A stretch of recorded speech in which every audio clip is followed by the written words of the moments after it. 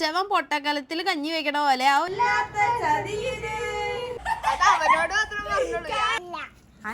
അല്ലാന്ന് last minute അത് കത്തിക്കണം lighter കാണാണ്ടായി എന്തുമാത്രം ഒരു പരസ്പരം മനസ്സിലാക്കി എന്ന് നമുക്ക് മനസ്സിലാക്കാം. എന്തൊക്കെയാണെന്നൊന്ന് വിശദീകരിച്ചാൽ എന്ത് ചെയ്യും എന്ന ആശങ്കയിൽ നമ്മുടെ ഗെയിം സ്റ്റാർട്ട് ചെയ്യാൻ പോവാണ്. കഴുകൻ കണ്ണുകളുമായി മറ്റു ചിലർ.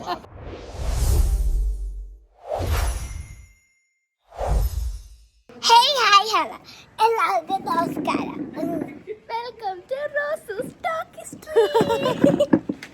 ഇപ്പൊ നമ്മള് ചെയ്യാൻ പോണ വ്ലോഗ് നമ്മുടെ ആനിവേഴ്സറി ആണ് ഇന്ന്. അപ്പൊ അതിന് മുന്നോടിയായിട്ടുള്ള പ്രിപ്പറേഷൻസ് ആണ് നിങ്ങൾ കാണാൻ പോകുന്നത്. ഇപ്പൊ സമയം ഏതോ 1 മണിയായി, വൈകുന്നേരം എപ്പോഴാണ്ടുമായി. 3:30 അപ്പൊ ഞങ്ങൾ അതിന്റെ പ്രിപ്പറേഷൻസ് സ്റ്റാർട്ട് ചെയ്യാൻ പോവാണ്. ഇവിടെ മോളേച്ചി ഉണ്ട്, ജോർജ് ഉണ്ട്. തത്തു ഒരു ഹായ് പറഞ്ഞോടാ. അങ്ങനെ എല്ലാവരും കൂടെ ഞങ്ങള് തുടങ്ങാൻ പോവാണ്. അപ്പൊ welcome to anniversary preparation vlog. Behind the screen ഒരാൾ ഒളിച്ചിരിക്കുന്നുണ്ട്. ഇവിടെ കഷ്ടപ്പെട്ട് ഇവിടെ ടൈ ചെയ്തുകൊണ്ടിരിക്കുകയാണ്, ബിസിയാണ്, അത് കെട്ടിക്കൊണ്ടിരിക്കുകയാണ്. നീ എന്താ പറഞ്ഞത്? ഒന്നുകൂടി പറ. സബ്സ്ക്രൈബ് ചെയ്യില്ല, ലൈക്ക് ചെയ്യുള്ളൂ, അങ്ങനെയാണ് പറഞ്ഞത്.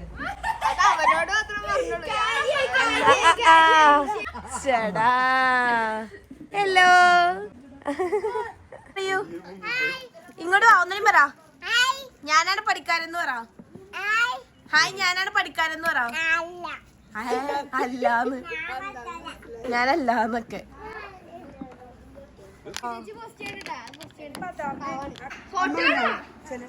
കണ്ടുമായി പോകുന്ന എന്തൊരു വിധിയില് വല്ലാത്ത ചതിയില്.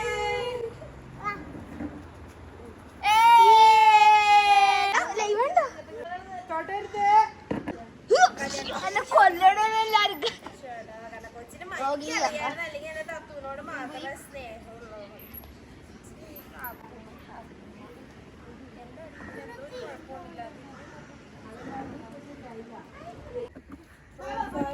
ഇതാണ് ഒരു കുട്ടി, അതികഠിനമായി ജോലി ചെയ്യുന്ന ഒരേ ഒരു ആളെ ഇവിടെ ഉള്ളൂ. അത് റാഫു ആണ്.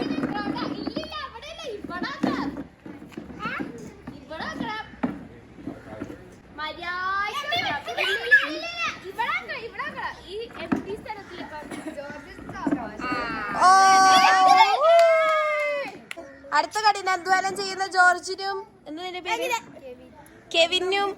അപ്പുറത്തെ കൊച്ചിന്റെ പേരെന്താ? ഉണ്ണിക്കും കെവിനും. എന്നാലും ഹായ് പറഞ്ഞോടാ നീ. ഹലോ, ചേട്ടാ നീ സബ്സ്ക്രൈബ് ഒക്കെ ചെയ്യാറുണ്ടോ? ദൈവമേ, അത് ഞാൻ അറിഞ്ഞില്ല. അത് നമ്മൾ സബ്സ്ക്രൈബറാണ്. മതി ഇത്. അത് വേണ്ടടാ, അത് പൊക്കണ്ടടാ. ഇല്ല, വെറുതെ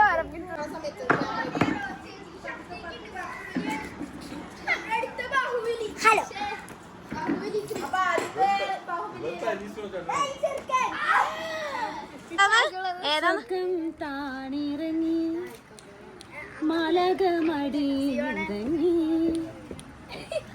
അതാണ് കളിക്കാൻ പോകുന്നത്. ബലൂൺ കുട്ടീസ് ഒരു ഹായ് പറയൂ.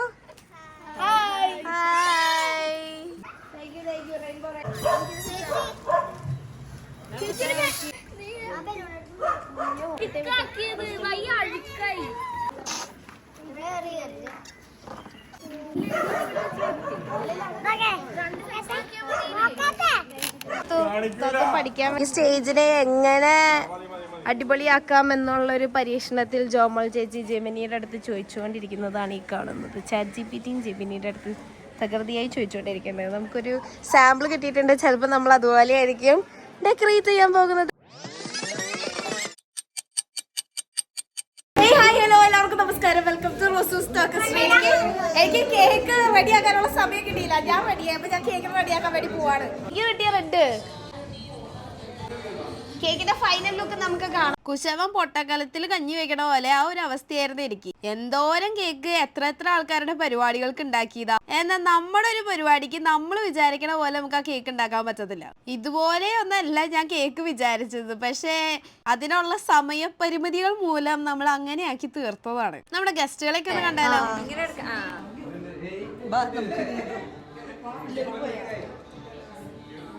നമ്മൾ 6 മണിക്ക് പ്രോഗ്രാം സ്റ്റാർട്ട് ചെയ്യാന്നാട്ടോ പറഞ്ഞത്. ഏറെക്കുറെ 7 മണി ആവാറായിരുന്നു പരിപാടി സ്റ്റാർട്ട് ചെയ്തപ്പോൾ. കാരണം പള്ളിയിൽ കുർബാനയൊക്കെ ഉണ്ടായിരുന്നു. അത് കഴിഞ്ഞ ആൾക്കാർ വന്നപ്പോൾ കുറച്ച് ലേറ്റായി. അപ്പം എല്ലാവരും വന്നിട്ട് അങ്ങനെ തുടങ്ങാമെന്നാണ് നമ്മൾ ഓർത്തത്. ഇതാണ് മമ്മിയുടെ ഒരു അനിയത്തി. അപ്പുറത്ത് നിൽക്കണത് മമ്മിയുടെ നാത്തൂനും. ഇത് നമ്മളങ്ങനെ ഭയങ്കര കാര്യമായിട്ട് പ്രീ പ്ലാൻ ചെയ്ത പരിപാടിയൊന്നും അല്ല കേട്ടോ. അതുകൊണ്ടെല്ലാം പടപടപടയെന്നായിരുന്നു. ഇവരിത് പറയണ കേൾക്കാൻ വേണ്ടി നല്ല രസം ഉണ്ടായിരുന്നു. പക്ഷെ അൺഫോർച്ചുനേറ്റ്ലി ബാക്ക്ഗ്രൗണ്ടിൽ കുറെ മ്യൂസിക്കും സംഭവങ്ങളും ഉണ്ട്. അത് അത്ര ക്ലിയർ ആവാത്തോണ്ട് എനിക്കത് ഇടാൻ പറ്റിയില്ലായിരുന്നു. കൺഫ്യൂഷൻ എന്താണെന്ന് വെച്ച് കഴിഞ്ഞാൽ നമ്മൾ കുറച്ച് പൂത്തിരി കമ്പത്തിരിയൊക്കെ മേടിച്ചിട്ടുണ്ടായിരുന്നു. അത് കത്തിച്ചിട്ട് ഇറങ്ങാന്നുള്ള ടൈപ്പില് പ്ലാനില്. പക്ഷെ ലാസ്റ്റ് മിനിറ്റ് അത് കത്തിക്കണം ലൈറ്റർ കാണാണ്ടായി പോയി.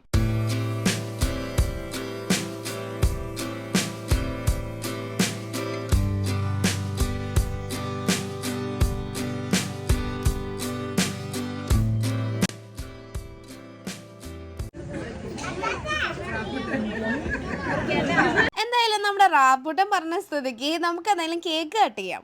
എനിക്കിത് നിങ്ങൾ നേരത്തെ കാണിക്കാൻ പറ്റിയില്ല. ഇതായിരുന്നു കേട്ടോ നമ്മുടെ കേക്കിന്റെ ഫൈനൽ ലുക്ക്.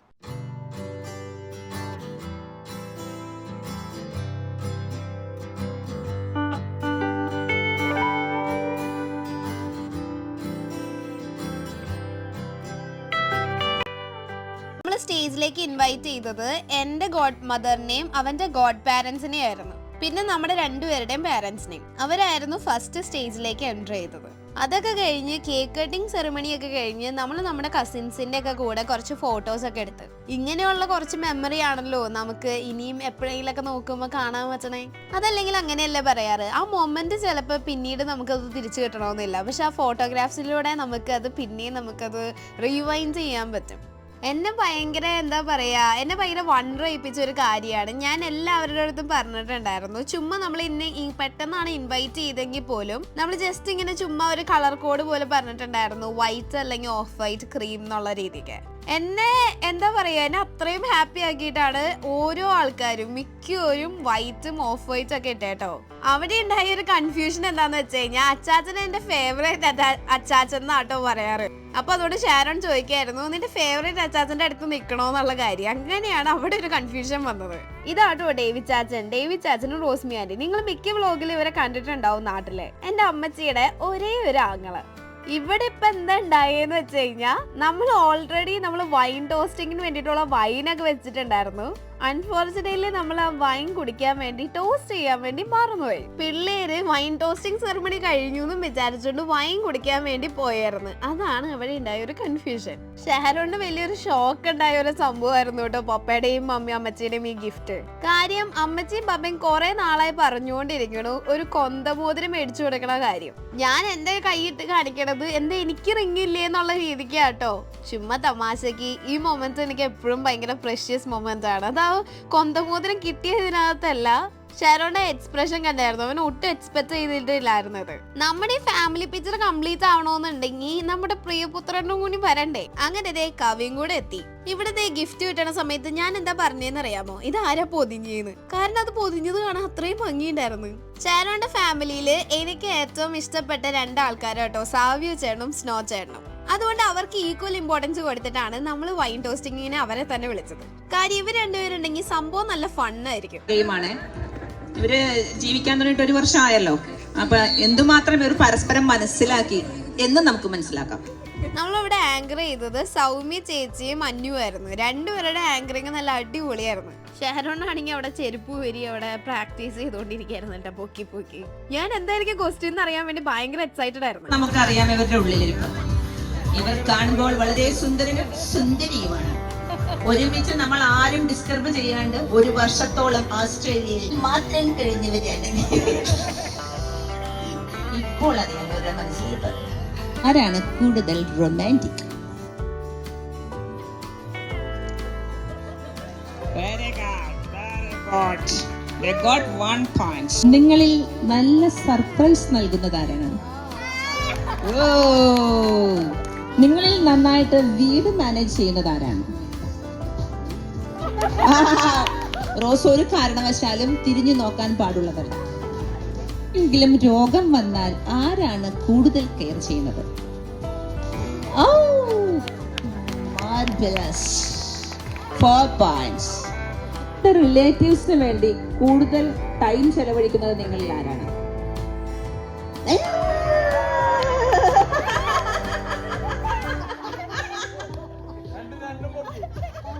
അതെന്താ സംഭവം എന്ന് വെച്ച് കഴിഞ്ഞാൽ ഷാരോൺ അങ്ങനെ വീട്ടിലേക്ക് നമ്മൾ പുറത്ത് വെക്കുന്ന സമയത്ത് നാട്ടിലേക്ക് അങ്ങനെ വിളിക്കണം അതൊക്കെ ഭയങ്കര കുറവാണ്. ഞാനാണ് പിന്നെ ഇനിഷ്യേറ്റീവ് ഒക്കെ എടുത്ത് വിളിക്കണത്. അപ്പൊ അവൻ അതിന് വേണ്ടിയിട്ട് ടൈം കണ്ടുപിടിക്കുന്നുണ്ടെന്ന് പറഞ്ഞ് പോക്കിയപ്പോ എനിക്ക് ഭയങ്കര ഷോക്കായി പോയി. അതാണ് നിങ്ങൾ എന്റെ മുഖത്ത് കണ്ട ഒരു ഓവർ എക്സ്പ്രഷൻ. ഇങ്ങനത്തെ ഗെയിമൊക്കെ എനിക്ക് ഭയങ്കര ഇഷ്ടമുള്ള ഒരു പരിപാടിയാട്ടോ. നിങ്ങൾ ഏറ്റവും കൂടുതൽ സംസാരിക്കുന്നത്? എവിടെയെങ്കിലും പോകാൻ നേരം റെഡിയാക്കാൻ കൂടുതൽ ടൈം എടുക്കുന്നത് ആരാണ്?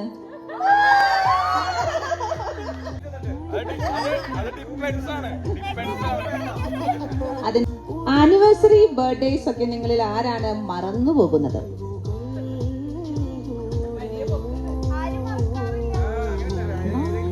ഏറെ വേണം.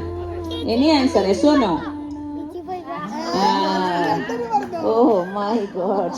വീട്ടിൽ ഗസ്റ്റ് വന്നാൽ നന്നായി ഹാൻഡിൽ ചെയ്യുന്നതാരാണ്? ഉയർത്തു മകനെ. എനിക്ക് ഡേറ്റ്സ് ഒക്കെ ഓർത്തിരിക്കാന്ന് പറയണത് ഇച്ചിരി പാടുള്ള കാര്യമാണ്. അപ്പൊ എന്നെ വെച്ച് കമ്പയർ ചെയ്യുമ്പോൾ ഷാരോൺ കുറച്ചും കൂടെ അതൊക്കെ ശ്രദ്ധിക്കാറുണ്ട്. സോഷ്യൽ മീഡിയയിൽ കൂടുതൽ ആക്റ്റീവ് ആരാണ്? 6 points. നിങ്ങൾ വഴക്കിട്ടാൽ ആദ്യം സോറി പറയുന്നത് ആരാണ്? Very good, very good. Keep it up boy. എനിക്ക് ഇങ്ങനത്തെ സംഭവങ്ങളൊക്കെ ഇഷ്ടമാണെന്ന് ഞാൻ പറഞ്ഞായിരുന്നല്ലോ, ഇങ്ങനത്തെ ഗെയിമൊക്കെ ഇഷ്ടമാണ്. പക്ഷെ നമ്മുടെ കല്യാണത്തിനും എൻഗേജ്മെന്റിനും നമ്മൾ ഇത് രണ്ടും പ്ലാൻ ചെയ്തിട്ടുണ്ടെങ്കിലും സമയത്തിന്റെ പരിമിതികൾ മൂലം നമുക്ക് അങ്ങനത്തെ ഒരു ഗെയിം പരിപാടിയൊന്നും നടത്താൻ പറ്റിയില്ലായിരുന്നു. അതുകൊണ്ട് തന്നെ ഞാൻ ചേച്ചിയുടെ അടുത്ത് മേക്ക് ഷുവർ ചെയ്തിട്ടുണ്ടായിരുന്നു ഈ ഒരു ഗെയിം ഈ പരിപാടിക്ക് വേണമെന്നുള്ള കാര്യം.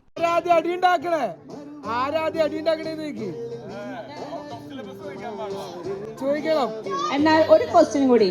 പ്രിയ വൺ ആൻഡ് ഓൺലി ബ്രദർ റിച്ചുവിന്റെ ആ ഒരു ആഗ്രഹം മാനിച്ച് നമ്മൾ ഒരു ക്വസ്റ്റ്യൻ കൂടി ചോദിക്കുകയാണ്. ഇതിൽ ആരാണ് ആദ്യം അടി ഉണ്ടാക്കുന്നത്? റിച്ചു കൃതാർത്ഥനായി. ഇപ്പോൾ നിങ്ങൾക്ക് ബിഫോർ മാരേജ് ആണോ ആഫ്റ്റർ മാരേജ് ആണോ കുറച്ചുകൂടി ബെറ്റർ ആയിട്ട് ഫീൽ ചെയ്തത്? എനിക്ക് ആഫ്റ്റർ മാരേജ് തോന്നിയത്.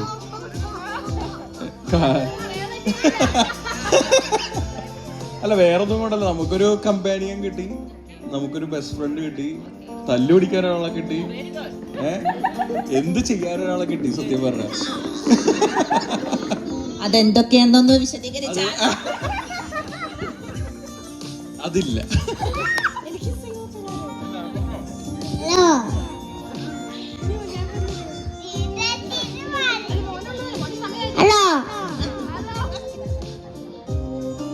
സെയിം ആൻസർ ആണ് പറയാനുള്ളത്. എക്സാമ്പിൾ ആയിട്ട് പറയാൻ എനിക്ക് തോന്നുന്നു എനിക്ക് കുറച്ചും കൂടെ നല്ലൊരു ഫ്രീഡം കിട്ടി. എന്താ പറയാ, പിന്നെ ബാക്കിയെല്ലാം പൊന്നു പറഞ്ഞ പോലെയാണ്. ഞാനൊരു യൂട്യൂബ് ചാനൽ തുടങ്ങി. എന്നെ നന്നായിട്ട് സപ്പോർട്ട് ചെയ്യണ ഒരു കെട്ടിയാനെ കിട്ടി എനിക്ക്. So I am happy. One more question. പാർട്ട്ണറുടെ ഇഷ്ടപ്പെട്ട സ്വഭാവം എന്താണ്?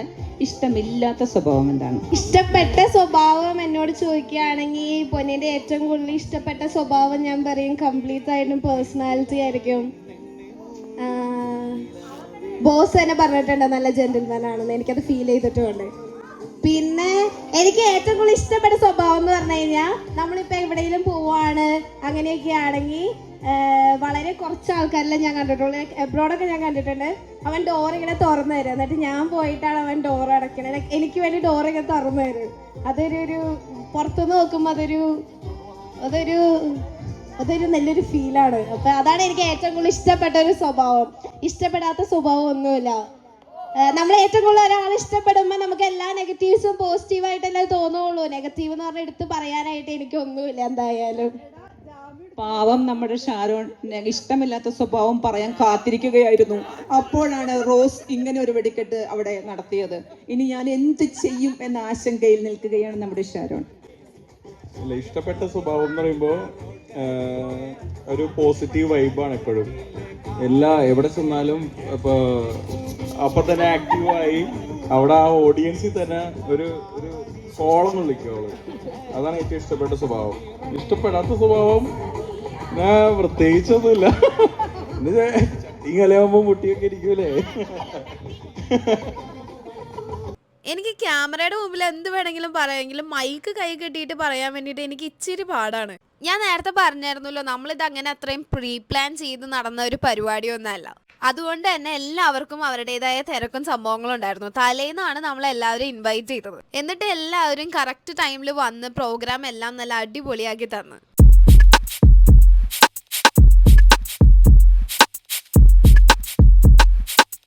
ഒട്ടുമിക്ക പർച്ചേസിങ് സംഭവങ്ങളും എല്ലാവരും ഇൻവൈറ്റ് ചെയ്ത് നമ്മൾ രണ്ടുപേരും കൂടി ആട്ടോ ചെയ്തത്. അതുകൊണ്ട് തന്നെ നമുക്ക് അങ്ങനെ പ്രാക്ടീസ് ചെയ്യാനൊന്നും സമയം കിട്ടിയൊന്നുമില്ലായിരുന്നു.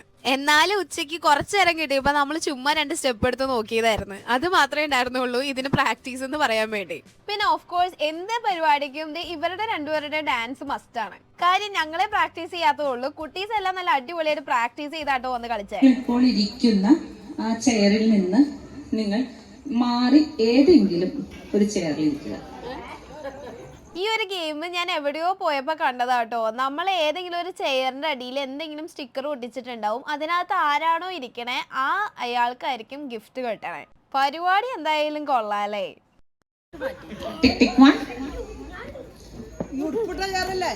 അത് തന്നെ, ഉടുപ്പിട്ട ചെയർ തന്നെ. ഉടുപ്പിടാത്ത ചെയറിന് ഒന്നും തരില്ല.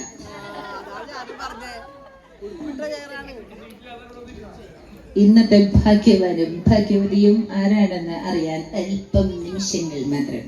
പ്രധാന താരങ്ങൾ ഷാരോണും റോസും അനൗൺസ് ചെയ്യുന്നതാണ്.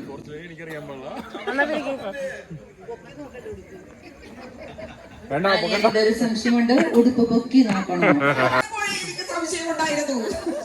ഞാൻ ആദ്യം സ്നോ ചേട്ടനായിരിക്കും എന്നാണ് ഓർത്തത്. ഞാൻ അവിടെ എവിടെയോ ആണ് കസേര വെച്ചത്. പിന്നെ കസേര ഞാൻ ഇങ്ങോട്ട് പോയി എനിക്ക് ഒരു ഐഡിയ ഉണ്ടായിരുന്നില്ല.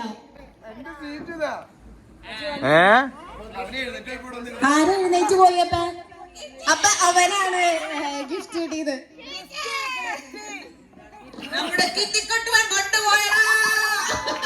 ായിരിക്കുന്നു എന്നാണ് ഞങ്ങളിവിടെ പറഞ്ഞത്. അവൻ ഒരു വികാരവും ഇല്ല.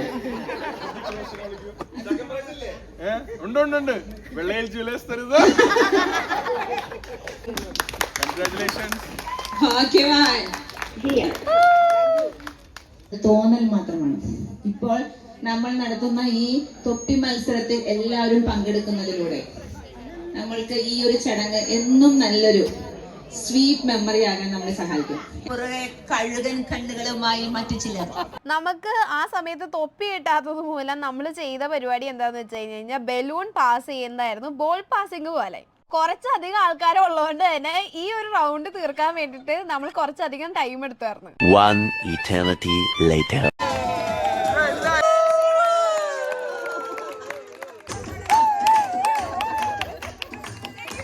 അപ്പൊ നമ്മുടെ ഗെയിം സ്റ്റാർട്ട് ചെയ്യാൻ പോവാണ്. Ready, 1 2 3 start. വേഗം വേഗം വേഗം. ഇവിടെ ആരോ പറ്റിച്ചു. മാലു ആൻഡ് മരടപ്പി പിന്നെയും കാത്തു സൂക്ഷിക്കുന്ന ജോമോളജി ആൻഡ് സ്നോ ചേട്ടൻ. Goes to Richard and Cinemama.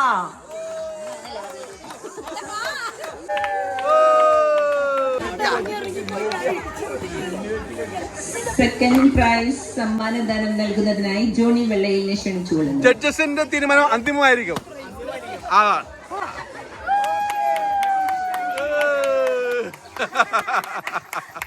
ഇത് ശരിക്കും ഒരു ഹാപ്പി ഡേ തന്നെയായിരുന്നു. കാരണം നമ്മൾ വിളിച്ച് ഇൻവൈറ്റ് ചെയ്ത ഒട്ടുമിക്ക ആൾക്കാരും വരികയും ചെയ്തു. ആ പ്രോഗ്രാമിന്റെ എൻഡ് വരെ എല്ലാവരും ഉണ്ടായിരുന്നു നമ്മുടെ ആ ഒരു സന്തോഷത്തിൽ പങ്കുചേരാൻ വേണ്ടിയിട്ട്. അതുപോലെ തന്നെ കുറച്ച് ഡാൻസും പാട്ടും പരിപാടികളൊക്കെ ഉണ്ടായിരുന്നു കേട്ടോ അതിന്റെ കൂടെ തന്നെ.